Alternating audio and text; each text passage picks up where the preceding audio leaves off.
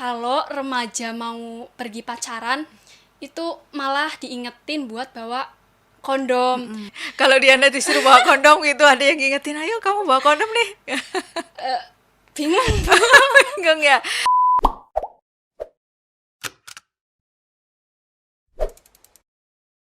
Assalamualaikum warahmatullahi wabarakatuh.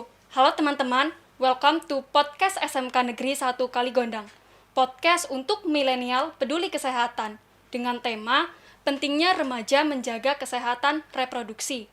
Tapi sebelumnya kami mohon izin untuk membuka masker dan karena kami sudah melakukan tes dan insya Allah kami semua sehat.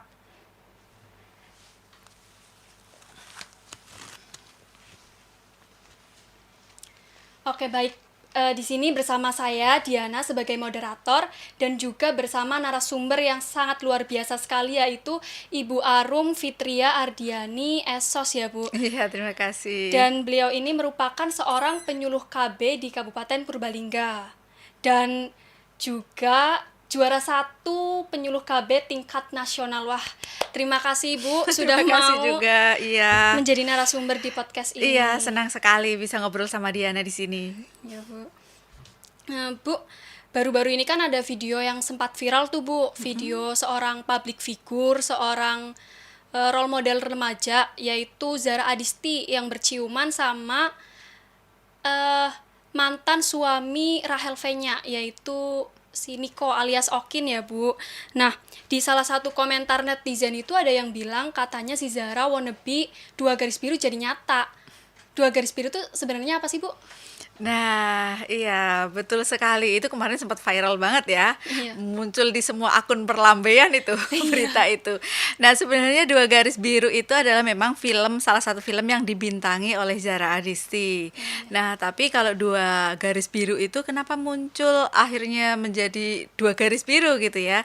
Itu sebenarnya untuk menunjukkan bahwa kepolosan remaja itu sebenarnya memang belum memahami apa-apa tentang kesehatan reproduksi, tentang fungsi reproduksi, kesehatan seksual dan seterusnya. Di film itu di situ ada adegan di mana ketika tes pack gitu ya, muncul 2 garis warnanya kan pink. Nah, Iya. dikira nanti akan punya anak perempuan nih. Ternyata setelah di USG hasilnya ternyata anaknya cowok gitu kan. Dikiranya kalau anaknya cowok berarti garisnya harusnya biru dong. Kenapa ini garisnya pink? Ternyata laki-laki gitu. Nah, sebenarnya itu film itu ingin menyampaikan pesan kepada remaja. Hai teman-teman remaja, kalian itu bahkan memahami jenis kelamin anak juga belum siap gitu.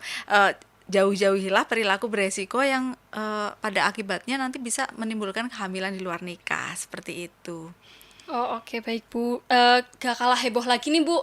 Si Okin ini yang sempat viral sama Zahra, viral lagi karena membuat live IG sama 2 orang temannya itu ngajak followersnya kalau gabung itu pakai syarat. Nah, syaratnya itu harus ngelakuin sama ngomong kata-kata yang gak pantas, dan itu tuh termasuk perilaku pelecehan seksual apa gak sih, Bu? Nah, iya memang. Terus setelah video itu viral, kemudian banyak yang komentar juga ya, wah pelecehan nih Iya. gitu ya.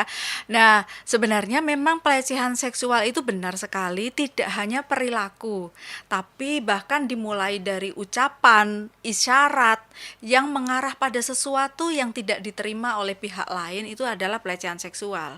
Artinya ketika seseorang menyampaikan terkait dengan seksualitas, baik itu bentuknya perilaku, ucapan, isyarat, kode-kodean kayak gitu, tapi tidak membuat nyaman orang lain, itu adalah sudah masuk ke perilaku seksual. Nah, pertanyaannya sebenarnya jangan-jangan gitu ya, followernya ini juga berada pada posisi yang nyaman gitu ya, berasa iya jangan-jangan merasa fine-fine aja gitu ya. Nah, kalau misalnya memang followernya merasa fine-fine aja, sebenarnya memang tidak bisa dikategorikan sebagai pelecehan seksual gitu, karena tidak ada keberatan dari pihak lain gitu. Nah, tapi kalau ketika memang hal-hal yang mungkin secara norma umum itu dianggap sebagai pelecehan tapi dia tidak merasa dilecehkan, berarti kita harus buka wawasan lagi nih, bagaimana pengetahuan tentang seksualitas, tentang hak-hak diri wanita itu bisa lebih dihargai. Karena ketika kita ngomongin tentang pelecehan seksual di era media sosial ini luar biasa sekali ya. Bahkan ternyata ketika kita mendapat kiriman konten porno nih, misalnya foto tidak senonoh atau mungkin video dan lain sebagainya, atau mungkin hanya ucapan kata-kata gitu, itu sebenarnya sudah merupakan pelecehan seksual ketika kita tidak menghendaki itu gitu.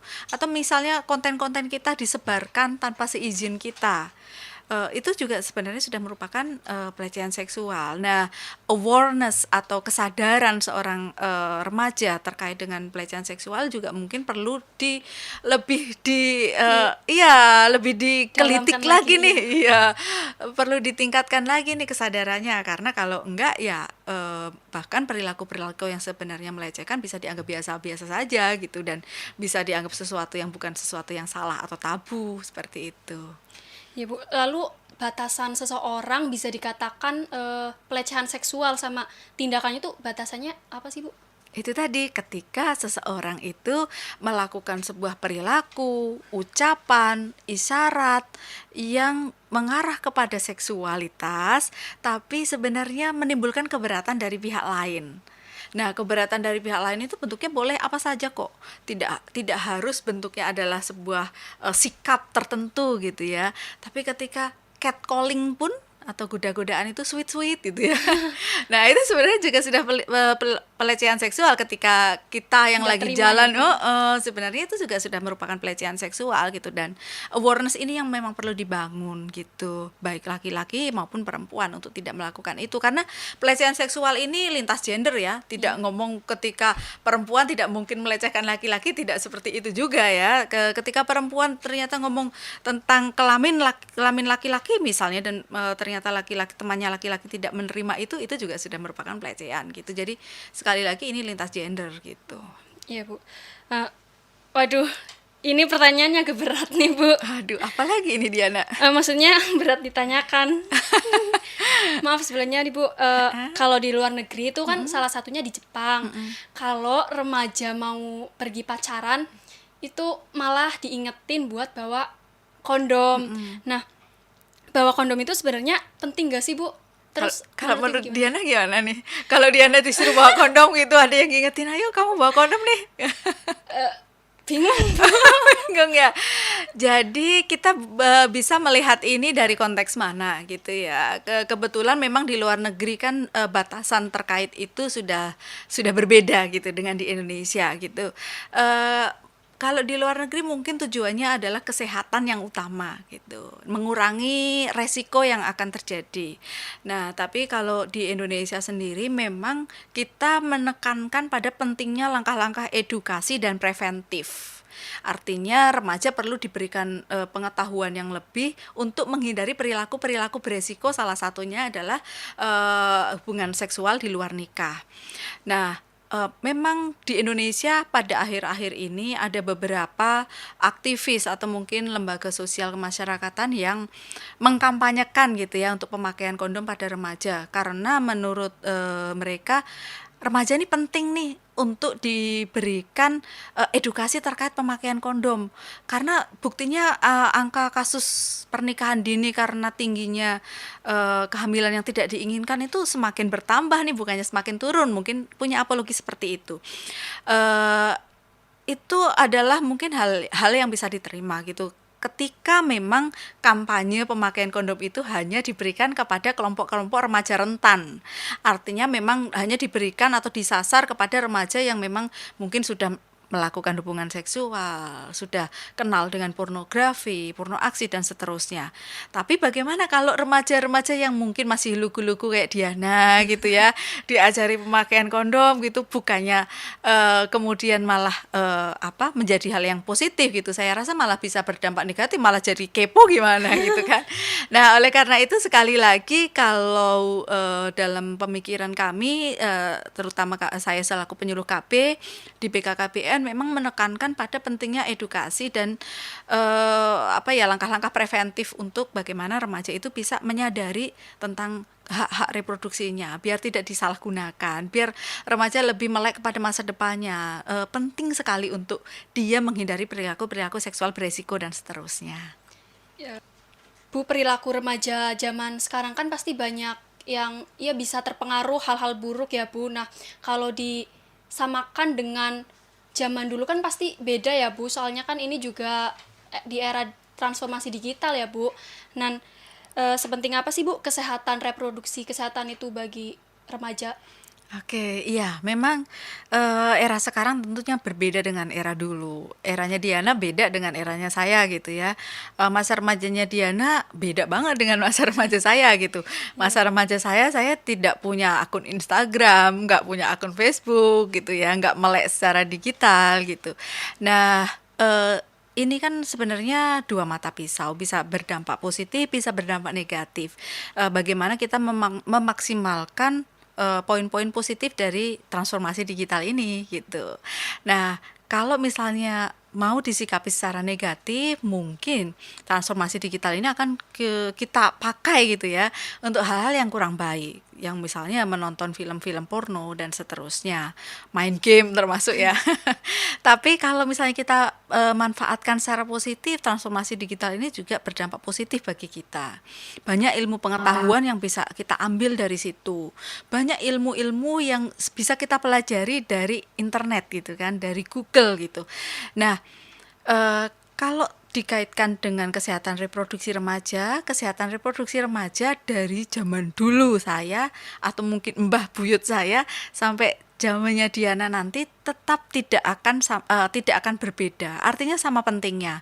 Kesehatan reproduksi itu penting kenapa? Karena itu menyangkut terkait dengan sistem dan fungsi organ reproduksi kita.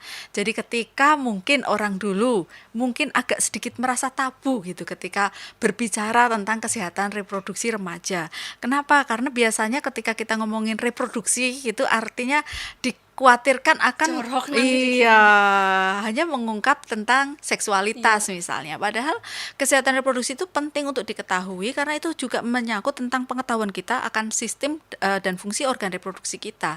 Ketika kita tidak tahu sistem dan fungsinya, bagaimana kita akan menjaga itu dengan sebaik-baiknya gitu Iya, kan. betul sekali. Nah, ketika kita sudah paham dengan sistem dan fungsinya, kita akan bisa lebih menjaga itu. Nah, pentingnya di situ.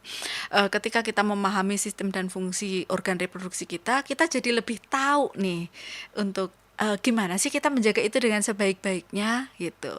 Dan hak-hak apa aja nih yang aku miliki untuk mempertahankan itu dengan sebaik-baiknya gitu. Karena bagaimanapun juga kesehatan reproduksi remaja itu berkaitan dengan masa depannya nanti.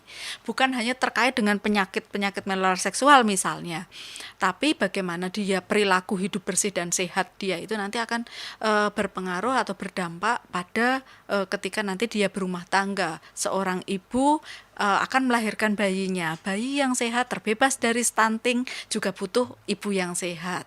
Demikian juga bapak sebagai pendonor sperma ya, otomatis juga butuh seorang bapak yang sehat. Hindari perilaku-perilaku yang beresiko termasuk juga merokok dan minum minuman beralkohol, termasuk juga apalagi nafsa misalnya. Nah, hal-hal seperti ini yang butuh remaja pahami karena memang yang ditanam remaja hari ini nanti akan berdampaknya panjang termasuk ketika nanti sudah berkeluarga gitu Diana. Iya Bu. Masih terkait dengan kesehatan reproduksi nih Bu. Saya tuh menemukan di cuitan di Twitter status katanya tentang remaja yang terkena kanker serviks. Nah, kanker serviks itu sebenarnya sama nggak sih Bu sama kanker rahim? Nah, kanker serviks itu memang berbeda dengan kanker rahim. Karena kalau kanker serviks itu terjadi di leher rahim. Leher rahim itu tempatnya adalah sebelum kita masuk ke rahim tuh. Jalan sebelum masuk ke rahim itu adalah leher rahim. Ada leher rahim di situ. Nah, kanker serviks terjadi di situ. Nah, perilaku seksual berisiko atau perilaku seksual melakukan hubungan seksual sebelum nikah salah satunya memang bisa berdampak pada kanker serviks ini. Kenapa bisa demikian? Karena ketika organ reproduksi wanita itu belum siap, itu memang rentan terhadap rangsangan dan serangan virus.